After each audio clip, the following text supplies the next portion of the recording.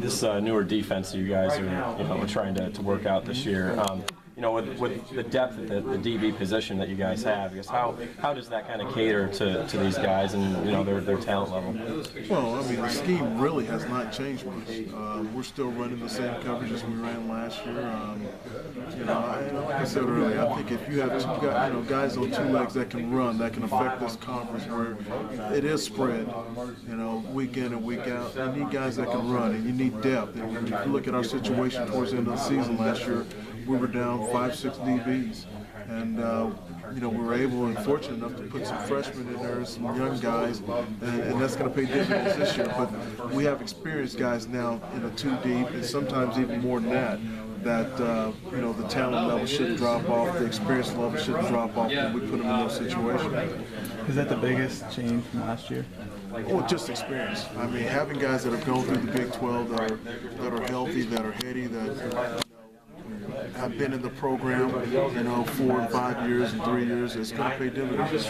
Coach, how huge was it for you guys to be able to work with the boys this summer? I imagine for the secondary it was pretty important. Oh, it's very important.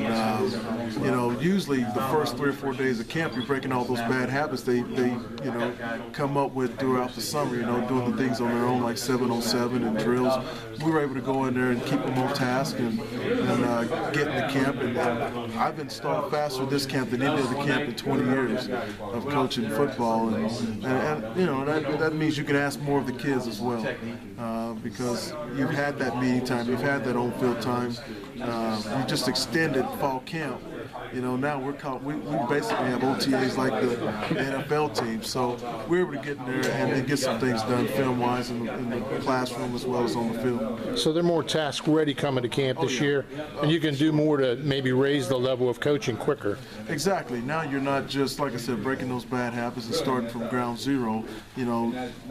Ground zero now, day one is boy, how much can these kids implement, and now, I mean, the sky's the limit, because we can go in there and put in 5 or 6 coverages knowing that we've already rehearsed it 3 or 4 times before.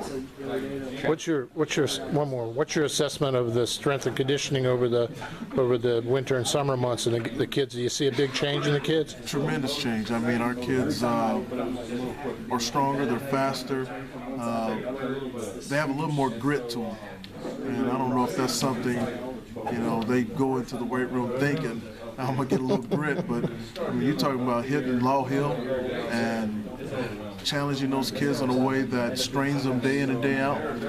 They got better, and they had a little grit to them because of that. Okay. Travis Bell,